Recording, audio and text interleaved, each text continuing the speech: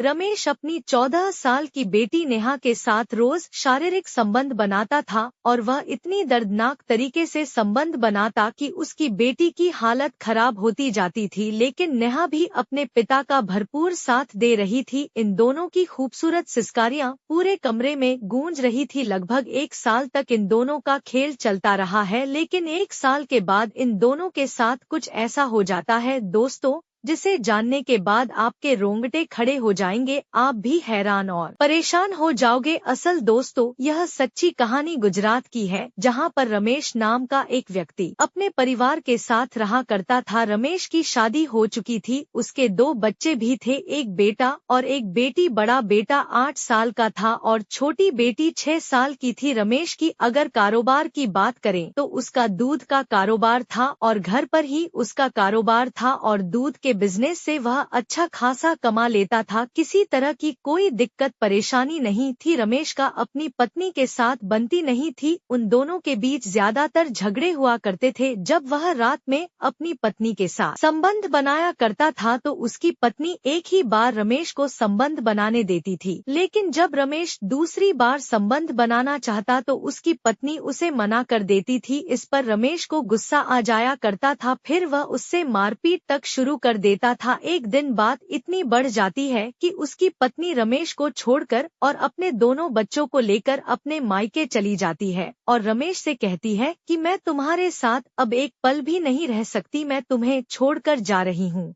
और फिर अब तुम्हारे पास कभी नहीं आऊंगी। अब रमेश अकेला हो जाता है। घर उसको खाने को दौड़ने लगा था। वह सोच रहा था कि आखिर अब क्या किया जाए। लगभग इस तरीके से 5 महीने का समय गुजर जाता है। मनीष, एक दिन बात इतनी बढ़ जाती है कि उसकी पत्नी रमेश को छोड़कर और अपने दोनों बच्चों को लेकर अपने मायके चली जाती है और रमेश से कहती है कि मैं तुम्हारे साथ अब एक पल भी नहीं रह सकती, मैं तुम्हें छोड़कर जा रही हूँ और फिर अब तुम्हारे पास कभी नहीं आऊंगी। अब रमेश अकेला हो जाता है। घर उसको खाने को दौड़ने लगा था। वह सोच रहा था कि आखिर अब क्या किया जाए। लगभग इस तरीके से 5 महीने का समय गुजर जाता है। इस बीच रमेश अपनी पत्नी से 2 बार मिलने के लिए जाता है और उसको मनाने की कोशिश करता है और उसको वापस लाने की कोशिश करता है, लेकिन उसकी पत्नी उसकी एक नहीं सुनती है और कहती है कि मैं तुम्हारे साथ अब नहीं रह सकती और तुम यहाँ से चले जाओ। जब रमेश की पत्नी उसके साथ आने से मना करती है तो रमेश वापस चला आता है। वह अब यही सोचने लगता है कि आखिर अब क्या करेगा, क्योंकि वह तो अकेला हो चुका था। जो उसकी शारीरिक जरूरतें हैं अब कैसे पूरी होंगी। उसने एक प्लान बनाया और अपने दोस्त से कहा कि मेरी पत्नी ने मुझे तलाक दे दिया, वह दूसरी शादी करना चाहता है, उसके लिए कोई ऐसी महिला बताए जो उससे शादी कर सके। उसके दोस्त ने कहा कि आप मुझे कुछ दिन का समय दे दीजिए, मैं 1 महीने के अंदर ऐसी कोई महिला बताऊंगा जो आपसे शादी करे। 1 महीने के बाद उसके दोस्त ने एक महिला बताई जो विधवा थी। उसके पति एक एक्सीडेंट में वह दुनिया से जा चुका था और उस महिला की एक 13 साल की बेटी थी जो उसी के साथ रहा करती थी। जब उसके दोस्त ने यह कहा कि वह महिला विधवा है और उसकी एक 13 साल की बेटी है और वह शादी करना चाहती है, तो तुम्हारे लिए यह औरत बिल्कुल परफेक्ट रहेगी, तुम इसी से शादी कर लो। रमेश को उसकी बात को मान जाता है और कहता है कि ठीक है, मैं तैयार हूँ। अब रमेश अपने कुछ रिश्तेदार और दोस्त को लेकर एक मंदिर में जाकर उस महिला से शादी कर लेता है। उस महिला को अपनी दुल्हन बनाकर घर लेकर आ जाता है। अब रमेश की शारीरिक जरूरत पूरी होने लगी थी और उस महिला की भी शारीरिक जरूरतें पूरी होने लगी थी। इन दोनों का वैवाहिक जीवन बड़े अच्छे से गुजरने लगता है। रमेश का जो कारोबार था वह काफी अच्छा कारोबार था। पैसे को लेकर किसी तरह की कोई दिक्कत होती ही नहीं थी। उस महिला के साथ जो 13 साल की लड़की होती है उसका नाम नेहा होता है, वह भी इन्हीं के साथ रह रही होती है। एक दिन रमेश की पहली पत्नी को पता लग जाता है कि रमेश ने दूसरी शादी कर ली और उसी के साथ वह घर पर रह रहा है। उसकी पत्नी को कोई फर्क नहीं पड़ता है, क्योंकि उसकी पत्नी ने तो उसको हमेशा के लिए छोड़ने का सोच चुकी थी और उसे तलाक लेने का पूरा प्लान बना लिया था। अब वह रमेश के साथ एक पल भी नहीं रहना चाहती थी और उसे तलाक लेना चाहती थी, इसलिए दूसरी शादी करने के बाद भी पहली पत्नी को कोई फर्क नहीं पड़ा। धीरे धीरे इस तरीके से लगभग 6 महीने का समय गुजर जाता है। रमेश की जो दूसरी पत्नी थी वह गर्भवती हो जाती है और वह बच्चे को जन्म देने वाली होती है, तो उसकी तबीयत खराब हो जाती है, उसे काफी पीड़ा हो रही होती है। तो इसलिए रमेश उसको एक नजदीकी नर्सिंग होम में लेकर जाता है और वहाँ पर जाकर उसका चेकअप वगैरह होता है, तो डॉक्टर उसे भर्ती कर लेते हैं। लेकिन सबसे बड़ी दिक्कत यह थी कि उसकी पत्नी का जो बच्चा होने वाला था वह माँ के पेट में ही मर चुका था। इस वजह से महिला को काफी परेशानी हो रही थी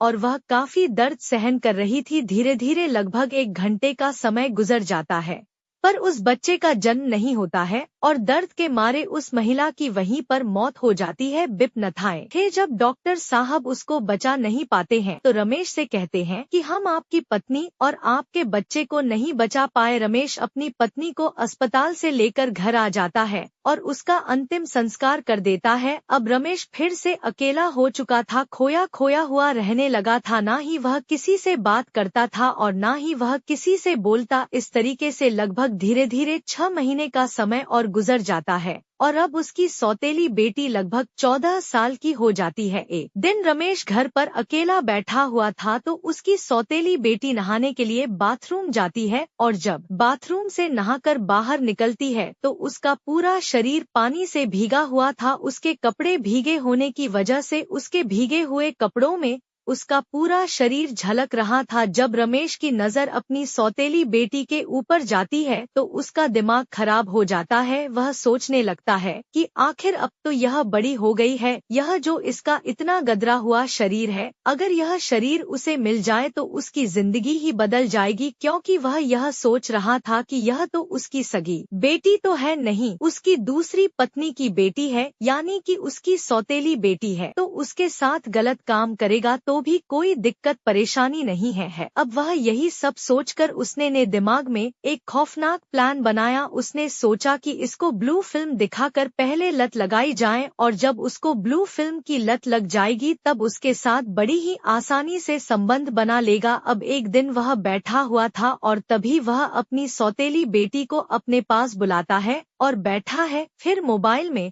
तरह तरह की वीडियो चलाने लगता है और ब्लू फिल्म भी चलाने लगता है। जब उसकी सौतेली बेटी यह सब देखती है तो वह नाराज हो जाती है और कहती है कि पापा कितने गंदे हो, यह सब क्या देख रहे हो, आप तो गंदे हो। तो रमेश कहता है कि अरे नहीं बेटा, यह सब अच्छा है और आगे चलकर आपको बहुत अच्छा लगेगा, आपको इससे बहुत कुछ सीखने को मिलेगा। तो उसकी बेटी भी उसकी बात सुनकर यह सब वीडियो देखने लगती है। वीडियो देखते देखते वह उत्तेजित हो जाती है और रमेश भी उत्तेजित हो जाता है, लेकिन वह अब भी उसके ऊपर हाथ नहीं डालता है। वह सोचता है कि कुछ महीने और गुजर जाएंगे, उसके बाद वह उसके ऊपर हाथ डालेगा। अब उसकी सौतेली बेटी को भी यह सारी वीडियो अच्छी लगने लगी थी। वह कभी कभी अपने सौतेले बाप से फोन लेकर गंदी वीडियो देखा करती थी। अब इस तरीके से लगभग महीनों का समय गुजर जाता है और नेहा को अब ब्लू फिल्म देखने की लत भी लग चुकी थी। तो अब रमेश को अंदाजा हो चुका था कि उसको अब ब्लू फिल्म देखने की लत लग चुकी है, अब यह सही समय है उसके साथ संबंध बनाने का। तो एक दिन रात में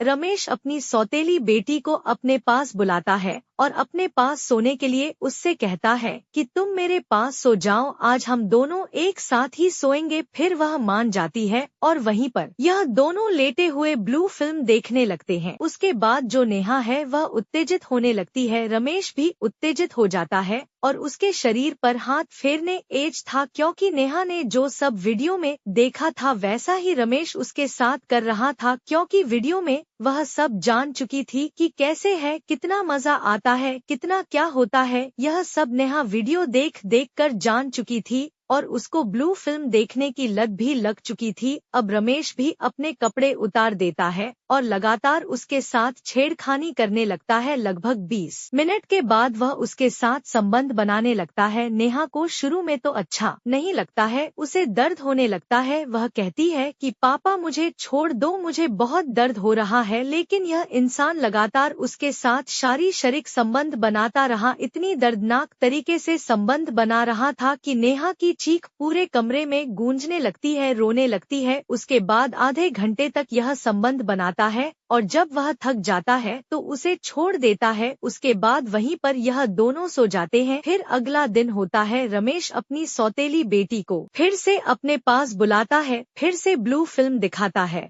और फिर से उसके साथ संबंध बनाने लगता है। आज जब रमेश उसके साथ संबंध बना रहा था तो नेहा को भी अच्छा लग रहा था, उसको भी एंजॉय आ रहा था, वह भी अपने पिता का भरपूर साथ दे रही थी। रमेश अपनी सौतेली बेटी के साथ लगातार शारीरिक संबंध बना रहा था। इस तरीके से अब इनका जो खेल है अब रोज चलने लगा था। अब नेहा को भी यह सब अच्छा लगने लगा था, वह भी रमेश के साथ रोज संबंध बनाया करती थी। लगभग धीरे धीरे अब 8 महीने का समय गुजर जाता है। नेहा एक दिन आंगन में खेल रही होती है तो उसके पड़ोस की महिला की नजर नेहा पर पड़ती है। वह उसके पास आती है और उसका बढ़ा हुआ पेट देखती है तो उस महिला को समझने में ज्यादा वक्त नहीं लगा कि नेहा गर्भवती है और यह बात थोड़ी ही देर में पूरा फैल जाती है और वह नेहा को लेकर एक नर्सिंग होम में जाती है और वहां पर जब उसका चेकअप करती है तो डॉक्टर यह पुष्टि करते हैं कि नेहा 8 महीने की गर्भवती है। पड़ोस वाले गांव के लोग जब यह सब सुनते हैं तो दंग रह जाते हैं, परेशान हो जाते हैं, उनके रोंगटे खड़े हो जाते हैं कि ऐसा कैसे हो गया। फिर कोई पुलिस को खबर कर देता है क्योंकि यह पोक्सो एक्ट का मामला था, नाबालिग लड़की का मामला था। जब पुलिस यह खबर सुनती है तो तुरंत पुलिस वहां पर पहुंच जाती है और लड़की को अपने कब्जे में ले लेती है। लड़की से पूछताछ करने लगती है कि आखिर बेटा तुम्हारे साथ यह सब किसने किया है, क्या तुमने अपनी मर्जी से यह सब करवाया है। क्योंकि लड़की अभी ना समझ थी और गर्भवती हो चुकी थी, इसलिए लड़की बताने में थोड़ा हिचकिचा रही थी। लेकिन जब उसे थोड़ा शक्ति से पेश आती है पुलिस तो वह सच बताने लग जाती है और पूरी कहानी बताती है कि जो उसके सौतेले पिता रमेश है वह उसके साथ रोज रात में यह सब हरकत करते हैं और उसको ब्लू फिल्म दिखाया करते हैं। जब पुलिस यह बात सुनती है और पूरे गाँव वाले जब यह बात सुनते हैं तो दंग रह जाते हैं, परेशान हो जाते हैं, उनके पैरों के नीचे से जमीन खिसक जाती है। अब वहीं पर रमेश को पुलिस गिरफ्तार कर लेती है और उसको थाने लेकर जाती है और सबसे पहले तो उसकी मरम्मत की जाती है, उसके बाद उससे पूछताछ की जाती है और पूरी कहानी जब रमेश बताता है तो सुनकर पुलिस और गांव वाले दंग रह। जब इसके बारे में लोगों को सोशल मीडिया और अखबारों के माध्यम से पता लगा तो लोग यह सोचने पर मजबूर हो गए कि एक बाप अपनी बेटी के साथ इतना गलत काम कैसे कर सकता है। इस बाप ने रिश्तों को ही शर्मसार कर दिया, रिश्तों को ही तार-तार कर दिया। लोग बड़े हैरान थे, परेशान थे। बाकी रमेश के ऊपर पोक्सो एक्ट का मामला दर्ज करके उसको जेल भेज दिया जाता है और उसको उम्र कैद हो जाती है। अब वह अपने गुनाहों की सजा जेल में भुगत रहा है। बाकी दोस्तों, मेरा मकसद आप लोगों को परेशान करना या फिर हैरान करना नहीं था। मेरा मकसद सिर्फ आप लोगों को सचेत करना और जागरूक करना है कि इस तरह के लोग भी इस समाज में रहते हैं। बाकी रमेश ने जो अपनी सौतेली बेटी के साथ किया यह लोगों को शर्मसार करने वाला था, लोगों को हैरान करने वाला था, यह समाज में गलत मैसेज देने वाला व्यक्ति था। बाकी दोस्तों, इस कहानी से आपको क्या सीख मिलती है आप हमें कमेंट सेक्शन में जरूर बताइएगा। और मेरी आप लोगों से रिक्वेस्ट है, अगर अभी तक आपने मेरे चैनल को सब्सक्राइब नहीं किया है तो कर लीजिएगा और वीडियो को लाइक कर दीजिएगा। मिलते हैं एक नई वीडियो में। आप अपना और अपने परिवार का ख्याल रखें। धन्यवाद।